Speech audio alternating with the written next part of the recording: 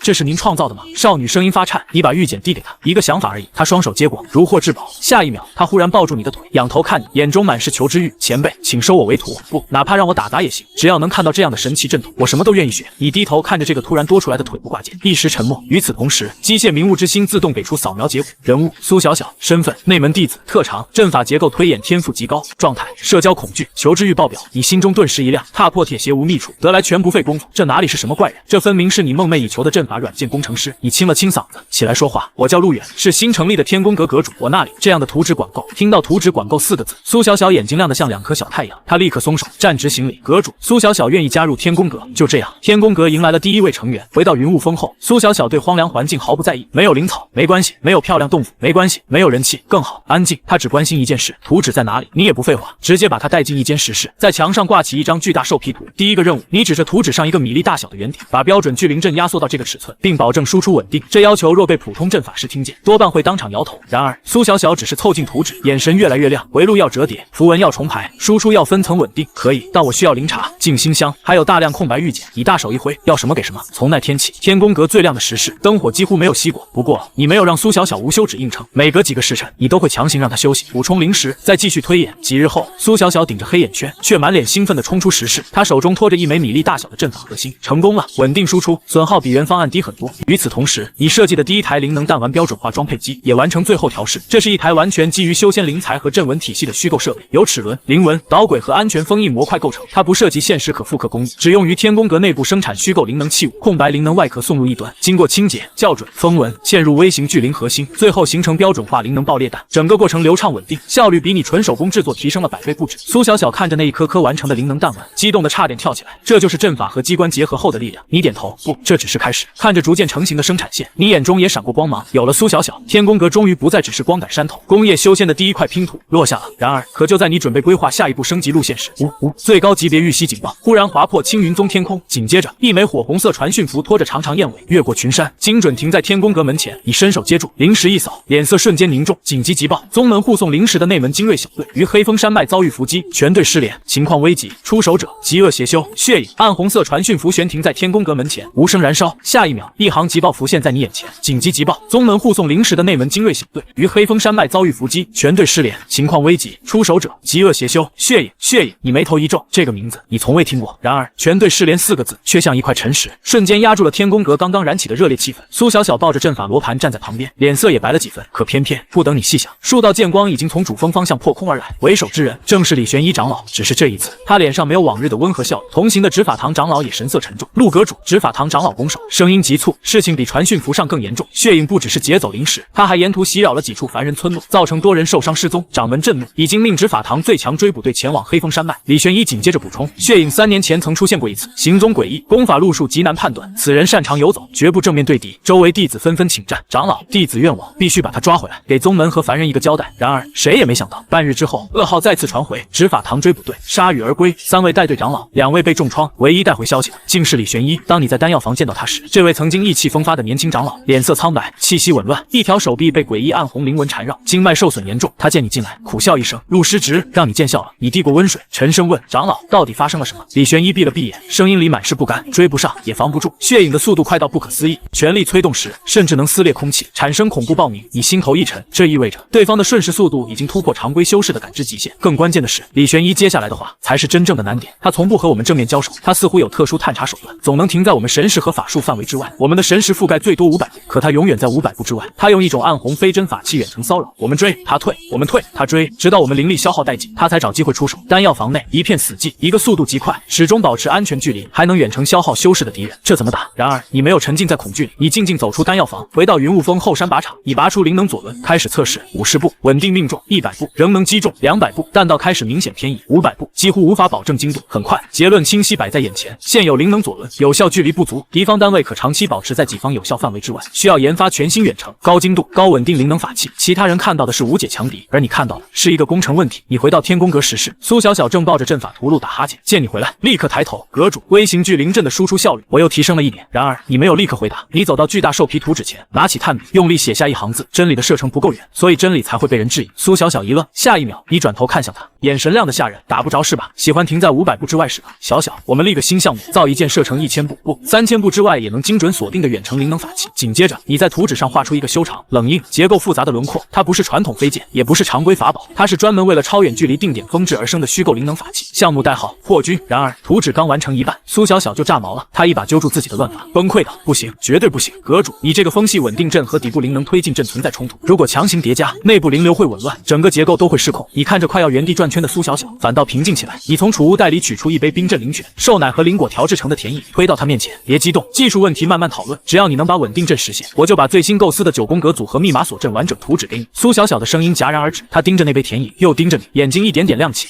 9宫格密码锁，对，你循循善诱，33组合，99归一，变化无穷。苏小小艰难咽了口唾沫，猛吸一大口甜饮。冲突也不是不能解决，只要在2种阵法之间增加柔性缓冲回路，再调整灵流激发顺序。他猛地抬头，眼里燃起工作狂的光。给我2天。你满意点头。阵法驱动问题有了解法，然而真正的问题还没有解决。超视距瞄准没有瞄准系统，再强的远程灵能法器也只是威力更大的铁管。可偏偏修仙界没有成熟光学镜片，你尝试用云雾峰最纯净的石英砂煅烧，结果得到的只是浑浊半透明的废料，透光率太差，杂质太多，此路不通。你叹了口气。然而可就在这时，不远处传来几个外门弟子的嬉笑声，他们围在山泉旁，正练习宗门最低阶的小法术水镜术。其中一名少女掐诀，凝出一面巴掌大的水镜，镜面微微晃动，倒映出模糊人影。旁边少年得意地展示自己己更稳定的水镜，还对着镜面整理发髻。这本是修仙界再寻常不过的小法术，然而落在你眼里，却像一道闪电劈开迷雾。水镜、折射、聚焦，如果不能做玻璃镜片，那为什么不用法术镜片？如果能把水镜术布化进阵法，再通过符文调节曲率和间距，不就能得到一套虚构修仙版水镜瞄准阵？小小，你猛地转身冲回石室，苏小小被吓得差点把甜饮洒出来。你抓起炭笔，在星图纸上飞快画出一个黄铜圆筒，以及两端的布画阵纹。我们不用玻璃，我们用法术，把水镜术封进铜管里，用阵法控制它的清晰度和距离感。苏小小一开始还有点迷糊，可当他看清两个阵法如何联动后，眼睛瞬间亮了。用阵法模拟镜片组合，再通过灵力强弱调整焦距。天啊！他一把抢过图纸，整个人兴奋的发抖。可以，绝对可以，交给我，我保证两面水镜完美同轴。很快，天宫阁再次高速运转，你负责破军主体结构，所有核心部件都以虚构灵材和灵纹法阵实现，不涉及现实器械复刻。苏小小则负责水镜瞄准阵和远程稳定阵。2天后清晨，苏小小顶着更深的黑眼圈，捧着一根半尺长的黄铜管冲出镜室。阁主，成了！你接过黄铜管，凑到眼前，下一秒，远处数百步外的松树仿佛被拉到面前，连松针上的露珠都清晰可见。黄铜管侧面有一个小巧阵钮，轻轻转动，水镜焦距便随之变化，最大可放大近8倍。修仙界第一款8倍可调焦水镜瞄准阵正式诞生。紧接着，你将它固定到破军上方导轨，咔嗒，完全合拢的一瞬间，整件灵能法器仿佛活了过来。枪身内部稳定阵、灵能阵、水镜阵同时共鸣，一股冰冷、强大、超越传统炼器认知的气息弥漫开来。破军组装完成，然而造出来仍然不够，必须测试。你带着苏小小来到云雾峰后山，选中1000步外另一座山头上的废弃瞭望哨塔。那座哨塔多年不用，周围无人，正适合作为安全测试目标。你架起破军，通过水镜瞄准阵锁定哨塔上沿，整个世界瞬间安静下来，风声、灵气流动、山谷回响，全都变成可被计算的变量。你缓缓吐出一口气，激活灵能回路。下一秒，轰！没有绚丽法术，也没有漫天剑气，只有一道凝聚到极致的灵能冲击穿过长空。远处那座坚固哨塔上半部被灵能冲击震得轰然崩散，石屑如雨落下。苏小小张大嘴巴，手里的甜饮杯差点掉在地上。你揉了揉被后坐力震得发麻的肩膀，眼中闪过狂喜。好东西，就是反震太大，还要优化。然而你话音刚落，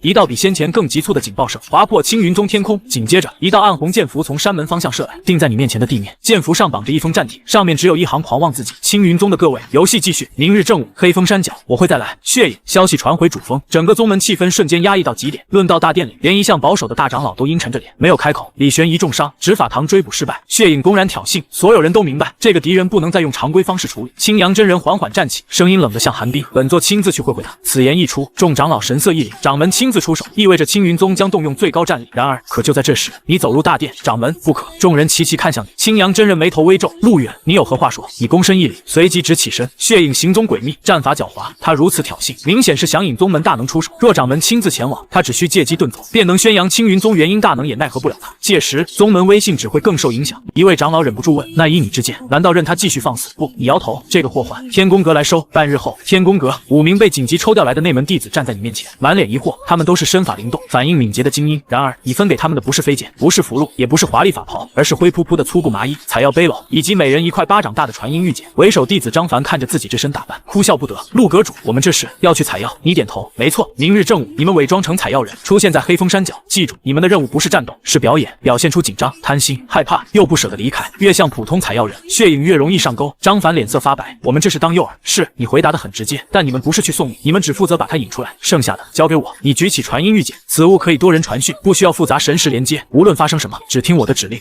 不能擅自出手。第二，不要逞强。第三，一旦我下令，立刻卧倒。几个弟子面面相觑，最终齐声应下。次日正午，黑风山脚，乱石嶙峋，阴风阵阵。张凡和另外4名弟子按照你的布置，收敛灵力，假扮采药人。他们深一脚浅一脚的在山谷里走，有人紧张到顺拐，有人假装发现草药时演技浮夸，反倒更像没见过世面的山民。很快，他们点起篝火，烤着干粮，小声抱怨。然而，就在他们坐立不安时，一道暗红残影悄无声息出现在山谷一侧的悬崖顶端，距离约800步。血影来了，他披着破旧斗篷，气息阴冷，却没有第一时间靠近。果然，他极其谨慎，他停在自认为绝对安全的位置，俯视山谷里的采药人，发出沙哑笑声。青云宗的伪装还是这么拙劣。张凡脸色刷得变白，这一次不全是演的。他立刻催动怀里的传音玉简，陆师兄，他出现了，左上方山崖，距离太远，我们够不到。其他弟子下意识握紧藏在背篓里的法剑，可偏偏就在他们快要稳不住心神时，你冷静的声音从玉简中传来：收到，你们的任务完成了，不用你们够得到他，保持卧倒姿势，捂住耳朵。5名弟子没有半点犹豫，立刻趴倒在地，双手护住耳侧。与此同时，血影所在悬崖的正后方1200步外的另一座险峰上，一块灰色岩石忽然活了过来。那不是岩石，是披着隐匿法袍的你。你趴在山巅，与周围草叶、石粉和微弱隐匿阵融为一体。旁边，苏小小同样披着小号隐匿法袍，怀里抱着特制阵法罗盘。此刻的他没有社恐，也没有慌张，他像最专业的观察手，压低声音汇报：目标进入静止观察状态，距离修正1200步以上，目标周身有护体罡气，胸口位置有高阶防护法器反应。你没有说话，机械冥物之心悄然发动，风向、灵灵气流动、距离、目标姿态、护盾波动，全部变成数据。很快，你通过水镜瞄准正看清血影，他的胸前有强烈红光汇聚，那是护心类法器。若正面硬攻，大概率会被削弱。但真正的问题是，你这一次不求击杀，你要的是活捉，要让他失去反抗能力，要让宗门依法审判，要让那些受害者亲眼看到公道。于是，准星微微下移，锁定他的气海封禁点，那里是修士灵力运转的核心枢纽之一。只要精准封制，血影就会短时间失去行动能力。小小，你平静开口，深呼吸，10吸后会有巨响。苏小小立刻捂住耳朵，收到。你缓缓吐出一口气，心跳逐渐放缓，风声退去，虫鸣退去，远处山谷里诱饵弟子的呼吸声也仿佛远去。你的世界里只剩下3样东西：水镜准星、目标以及破军冰冷的灵能回路。可就在这时，血影似乎失去耐心，他抬起手，暗红飞针在指尖凝聚，游戏该结束了。然而他话音未落，你的手指已经稳稳压下，咔嗒，下一秒，枪口前方空气猛然扭曲，一道超高速灵能弹丸撕裂长空，它比声音更快。血影甚至来不及听到响动，只看见极远处似乎有一点微光闪过。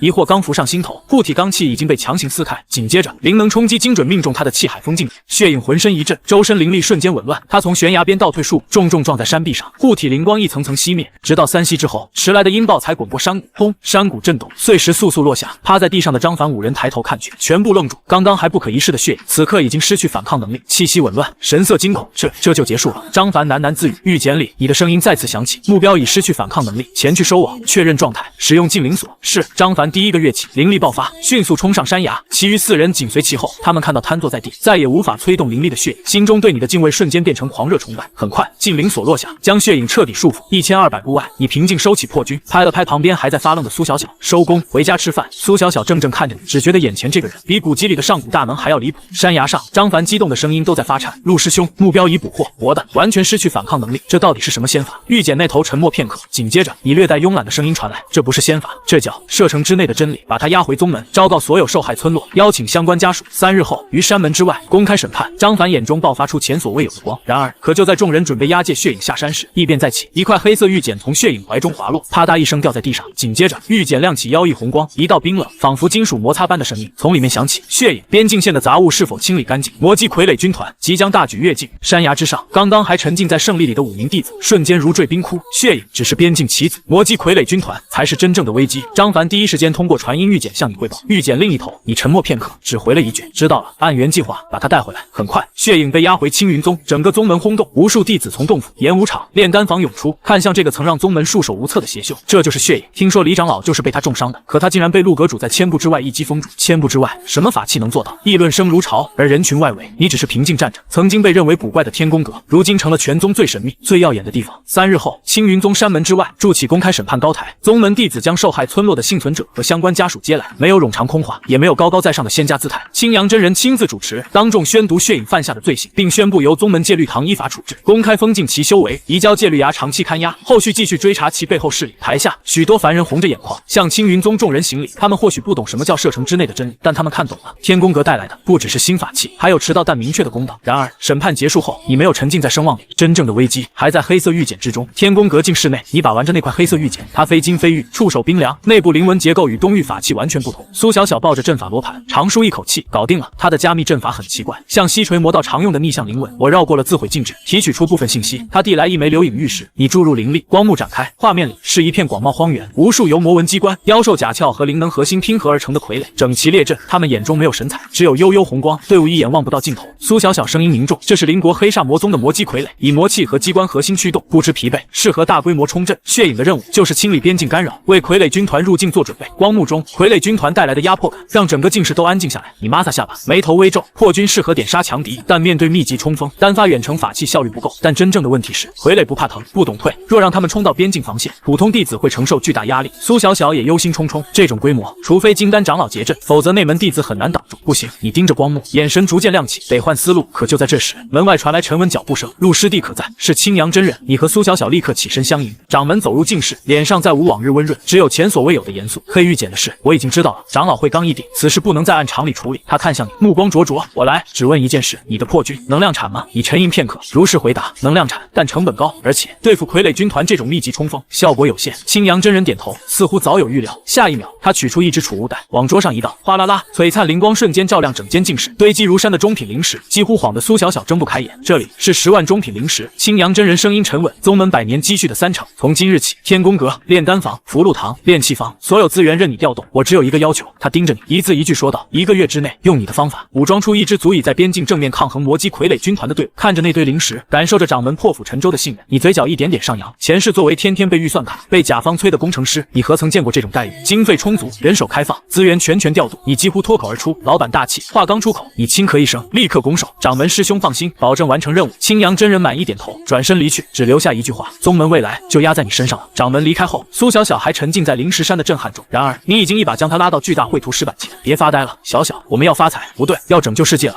把之前的流水线图纸拿出来，扩建招人。第二天，天宫阁外，一张巨大告示高高挂起：天宫阁高薪诚聘炼器学徒、阵法学徒，体力充沛的杂役弟子300名，包教包会，待遇从优，案件记仇，多劳多得，月结不拖欠。曾经门可罗雀的天宫阁，瞬间门槛都快被挤破，无数外门弟子、内门弟子，甚至平日眼高于顶的炼器学徒，都红着眼想进来打螺丝。与此同时，静室之内，你站在巨大石板前，这一次你没有画破军，你画的是一个更复杂的功能结构：一组轮转式灵能阵列，一条由虚构灵能弹匣和传动符文组成的长链，以及6根并列旋转的灵力发射管。苏小小好奇地凑过来：“阁主，这是什么？为什么要把这么多灵能弹连在一起？”你放下炭笔，敲了敲图纸上那个狰狞而复杂的轮廓，嘴角露出一抹让他陌生又震撼的笑。单发狙击是精英的对决，而战争是工业和钢铁的咆哮。你指着图纸，眼中燃起炽烈光芒，一字一顿地说道：“为了应对即将到来的密集型冲锋，我向你隆重介绍灵石驱动版6管旋转式加特林灵力机关枪。6管旋转式加特林灵力机关枪。”这个名字一出口，苏小小就愣了半天。然而，名字霸道归霸道，真正落到天宫阁的石板图纸上，你很快发现，第一个拦路虎不是功能，也不是弹链，而是散热。破军单发灵能冲击都需要阵纹自行冷却，可偏偏这件新法器要持续连发，一旦灵能回路过热，别说上战场，恐怕刚测试就会当场停摆。苏小小抱着阵法罗盘，顶着黑眼圈，认真推演了半个时辰，最后抬头说道：“阁主，如果没有极寒灵媒做循环，阵法撑不住。”你沉默片刻，下一秒，你拎起2个凡间打水用的木桶，走。苏小小一愣，去哪？你神色平静，借水。很快，你带着苏小小直奔青云宗后山禁地，那里有一眼万年寒泉，常年白雾蒸腾，泉水蕴含纯净灵力，有静心明神、压制心魔之效，是宗门重地。更关键的是，看守寒泉的是一位白发太上长老，脾气出了名的古怪。当你说明来意，说想打2桶寒泉水回天宫阁给新型灵能法器降温时，白发长老眼皮都没抬，胡闹！万年寒泉是给弟子突破瓶颈时稳固心神所用，岂能拿去冷却什么铁疙瘩？苏小小下意识往你身后缩了缩，然而你神色诚恳，立刻拱手：“长老，前线弟子马上要面对魔姬傀儡军团，若法器过热停摆，防线就危险了。天宫阁不是浪费寒泉，是为宗门守边。”白发长老冷哼一声：“少来这套！”可偏偏你早有准备，你从储物袋里取出掌门令玉简，当场催动。青阳真人威严的声音立刻传出：“天宫阁所需资源，宗门上下全力配合。”白发长老嘴角微微一抽，空气安静了片刻，紧接着他从牙缝里挤出2个字：“2桶。”你立刻行礼：“长老大气。”说完，你和苏小小一人1桶，以最快速度打满寒泉，在白发长老严厉的目光中迅速离开。回到天宫阁后，散热方案很快成型，你不再追求单一材料硬撑，而是以万年寒泉作为虚构灵能冷却介质，再由苏小小设计微型水循环阵，让寒泉灵力在核心套筒中稳定流转，持续带走多余热量。整个过程只保留修仙阵法逻辑，不涉及现实器械制作。很快，寒泉水冷阵列完成。然而，真正的问题才刚刚开始。一件原型法器可以靠你和苏小小手托，可一支足以对抗魔姬傀儡军团的队伍，不能靠2个人通宵爆肝，必须量产，必须标准化，必须让整个天宫阁变成修仙界第一座灵能工坊。与此同时，天宫阁外那张高薪诚聘的告示彻底引爆了宗门。天宫阁招收炼器学徒、阵法学徒、杂役弟子300名，包教包会，待遇从优，案件记仇，多劳多得，灵石月结，绝不拖欠。一开始，许多弟子只是远远围观，给天宫阁干活，不就是打杂吗？听说还要敲零件、搬材料，太丢修士脸面了吧？然而，当有人看到月结灵石、案件记仇这8个字后，态度立刻变了。谁也没想到，仅仅半天，300个名额就被抢空，大部分是渴望修炼资源的外门弟子，甚至还有几个手头拮据的内门弟子也悄悄排进队伍。很快，曾经冷清的云雾峰变成了热火朝天的生产工坊。你将300名弟子分成10几个小组，有人负责灵材预处理，有人负责基础阵纹描摹，有人负责外壳校准，有人负责灵能弹匣封装，有人负责最终检查。更关键的是，你反复强调安全，所有弟子必须佩戴天宫阁统一发放的护目灵镜，所有不稳定阵纹必须由苏小小和核心阵法组复合，任何人不得私自改动结构。甲组今日目标300件灵能外壳，乙组只刻基础纹路，不许逞能。丙组检查灵纹连通性，错一件扣公分，提前发现问题加公分。丁组负责搬运材料，别看不起体力活，后勤断了，前线就断。弟子们起初还有些别扭，毕竟他们往日里遇见修行，自认是仙门中人，可现在他们排成一列，敲打、校准、搬运、复合，怎么看都像凡间工匠。然而第1天结束时，你当场按照公分发放灵石。王2今日完成800件基础件，80块下品灵石。李4复合灵纹200组，无错漏，200块下品灵石。张凡协助排除3处阵纹隐患，额外奖励。下一秒，所有弟子眼睛都红了，这比去妖兽山脉接任务还稳。陆阁主真发灵石啊，多劳多得，月结不拖欠，这也太香了。第2天开始，再也没人抱怨，整个天宫阁里只剩下叮叮当当的忙碌声。弟子们甚至给这份工作起了一个亲切的名字——打螺丝。然而，打螺丝不是目的，真正的目的是把宗门资源、阵法天赋、炼器能力和凡人工程管理全部拧成一股绳。半个月后，第1台原型机完成，后山试炼场中，3重防护阵同时开启，一台由上万个虚构灵能零件和数十组阵法模块组装而成的庞然大物稳稳架在测试台上。它拥有6根乌黑的灵力发射管，呈蜂巢状排列，后方连接灵石功能匣，侧面挂着一条长长的灵能弹链。冰冷、复杂、沉默。那些参与打螺丝的弟子围在远处，眼神里满是疑惑。这东西真能用？怎么看都不像传统法器，不会一启动就散架吧？苏小小紧张地抱着阵盘，你走到原型机后方，双手握住操控柄，最后检查了一遍稳定阵。紧接着，你低声提醒小小捂耳朵。苏小小立刻照做。下一秒，你启动灵能回路，嗡，6根发射管缓缓旋转。紧接着，密集而低沉的轰鸣声骤然响起，哒哒哒哒哒，一道连续的金色灵能流从前端喷吐而出，蛋壳状灵能外壳如雨点般落入回收阵，灵能弹链则以肉眼可见的速度被吞入机身。试炼场远处，提前布置好的废旧木桩阵，在连续灵能冲击下成片断裂倒伏，不是爆炸，不是火海，而是整齐、精准、持续的压制。10息后，枪声停止，整个试炼场死一般安静，所有围观弟子都呆住了。那些他们亲手加工的小零件，那些看起来平平无奇的阵纹，那些一枚枚被他们装进弹链的灵能弹纹，竟然组成了这样一头钢铁巨兽。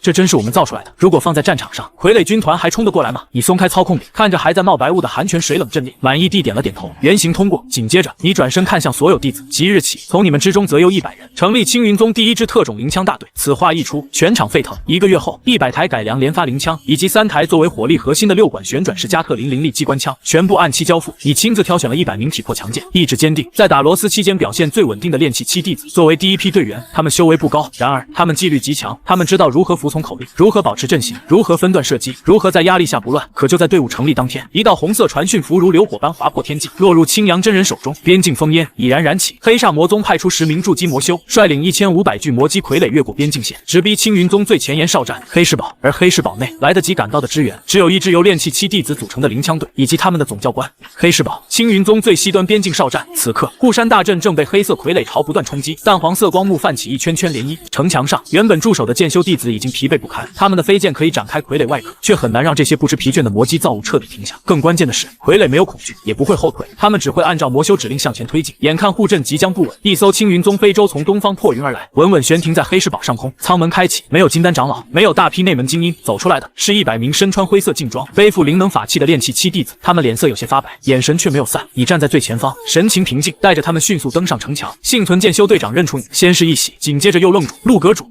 就这些炼器弟子。下方，魔修首领驾驭黑色飞剑升空，扫了一眼城墙，发出轻蔑笑声。青云宗没人了吗？派一群炼器弟子来守边。城墙上，不少灵枪队弟子手心冒汗，然而没有人后退，因为你的声音比魔修的嘲讽更稳。特种灵枪大队接管防线，全体都有3段击阵型，准备。下一秒，所有弟子同时行动。第1排33人上前一步，半蹲举枪；第2排、第3排检查灵能弹匣，等待轮换。清脆击扩声连成一片。混乱战场上，忽然出现了一种前所未有的秩序感。魔修首领脸上笑意微微一僵，他感觉不到强大灵压，可偏偏那种整齐、安静、服从命令的气息，让他本能的不安。装神弄鬼，他冷哼一声，挥动令旗，傀儡军团推进。黑色傀儡潮骤然加速，300步、200步、150步。城墙上的剑修们屏住呼吸。然而，你手中的令旗始终未动，直到第1排傀儡踏入100步范围，你猛然挥下令旗，开火，砰！33道灵能枪响重叠成一声巨大轰鸣。第1排灵能弹幕精准扫向傀儡腿部关节和低位核心连接点。下一秒，冲在最前方的傀儡像被同时抽走支撑，成片失衡倒地。后方傀儡来不及停步，被前排绊住，推进线瞬间混乱。第1排后撤装填，第2排上前开火，砰！第2轮骑射再次响起，刚刚填补缺口的傀儡又被整齐压倒。第3排上前开火，3轮骑射如3道精准铁犁，在黑色傀儡潮中硬生生离出3道空白带。城墙上，原本绝望的剑修队长呆住，战争还能这样打？然而，可就在这时，魔修首领脸色阴沉，猛地举起黑纹令旗，全体傀儡狂暴推进。下一秒，所有傀儡眼中红光暴涨，体表魔气翻涌，速度骤然提升。3段击依旧稳定，可偏偏傀儡推进速度太快，灵枪队的轮换压制开始变得吃力。30步、25步、20步，城墙开始震颤。魔修首领大笑，近身之后，你们这些铁管法器还有何用？然而，你只是抬头看了他一眼，眼中甚至带着一丝怜悯。近身，你转身，一把扯下城墙上3块厚重油布，哗啦，3台蛰伏已久的6管旋转式加特林灵力机关枪终于露出真容。6根乌黑发射管，巨大的灵石功能匣，金色灵能弹链，寒泉水冷阵列，整座城墙的气氛瞬间变了。小小左侧，张凡右侧，我负责中央。苏小小和张凡迅速就位，上弹链，咔嗒，预转，嗡，3台钢铁巨兽同时苏醒，发出低沉锋鸣。魔修首领脸色骤变，一种前所未有的危机感笼罩了他，阻止他们。然而已经晚了，你双手握住操控柄，看着即将冲到城墙下的傀儡潮，平静吐出2个字：开火。下一秒，世界被轰鸣主宰，哒哒哒哒哒，3道连续金色灵能流同时喷吐而出，在城墙前方交织成一张密不透风的压制网。刚刚还疯狂推进的傀儡潮，一旦进入火力覆盖区，立刻成片失去行动能力，核心熄灭，关节断连，魔气溃散。他们不再前进，而是像被无形大手按住般不断倒下。城墙前200步，瞬间变成傀儡无法越过的禁区。魔修首领难以置信地看着这一幕，不可可能。他祭出防御法器，试图俯冲破坏中央机关枪。然而，你只是轻轻抬起操控柄，中央那道金色灵能流抬头，精准压向他的护盾。他的防御法器剧烈震颤，一息两息，护盾灵光过载，瞬间崩裂。魔修首领失去平衡，从半空坠落，被早已等候的禁灵锁牢牢束缚。其余魔修见势不妙，立刻想退。然而，苏小小和张凡操控的另外2台机关枪已经封住左右路线。青云宗执法弟子趁势出手，以禁制阵网将他们逐一困住。一炷香后，最后一具魔姬傀儡核心熄灭，最后一道魔修盾光被拦下，震耳欲聋的轰鸣终于停歇，世界安静下来。黑石堡城墙上，无论是灵枪队弟子还是幸存剑修，全都怔怔看着眼前战场。原本几乎要吞没少战的黑色潮水，此刻已经全部停在城墙之外，没有人说话，只有寒泉水冷阵列还在发出细微白雾声。你松开滚烫的操控柄，缓缓站起身，远处天边一缕晨曦刺破厚重云层，为黑石堡镀上一层金光。一个新的黎明到来了。你迎着出生朝阳，对着身后的弟子，对着黑石堡，也对着整个修仙界，平静宣告：从今天起，弱肉强食的旧规矩作废了。你顿了顿，嘴角露出一抹微笑。大人，时代变了。